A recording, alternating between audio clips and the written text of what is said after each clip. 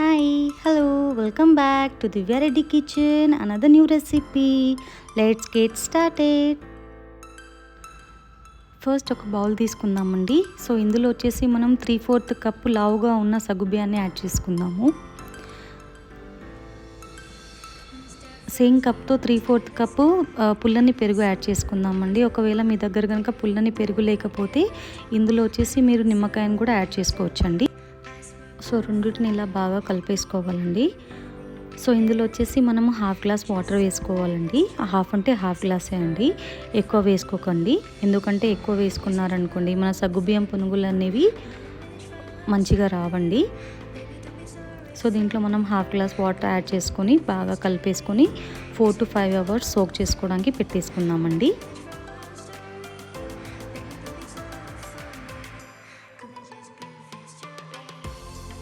4-5 గంటలు నానబెట్టుకున్న సగ్గుబియ్యాన్ని ఇప్పుడు ఒకసారి తీసి బాగా కలిపేసుకుందామండి. బాగా కలుపుకున్నాక వేరే బౌల్లోకి ట్రాన్స్ఫర్ చేసుకుందాము.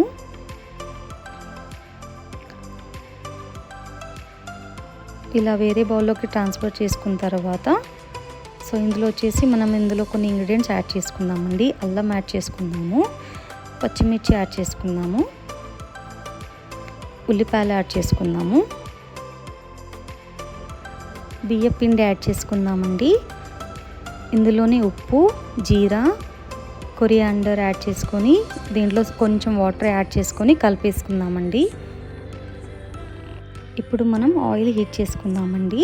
ఒక బాణని పెట్టేసుకొని ఇందులో మనం ఆయిల్ పోసేసుకొని ఆయిల్ని వచ్చేసి మనం బాగా హీట్ చేసుకోవాలి.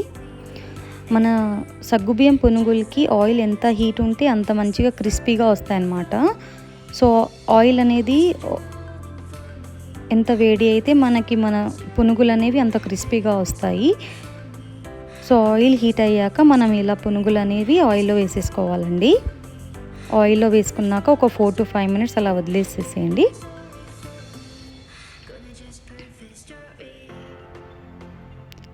ఫోర్ టు 5 మినిట్స్ అయిన తర్వాత మనకు క్రిస్పీగా మన సగ్గుబియ్యం పునుగులు రెడీ.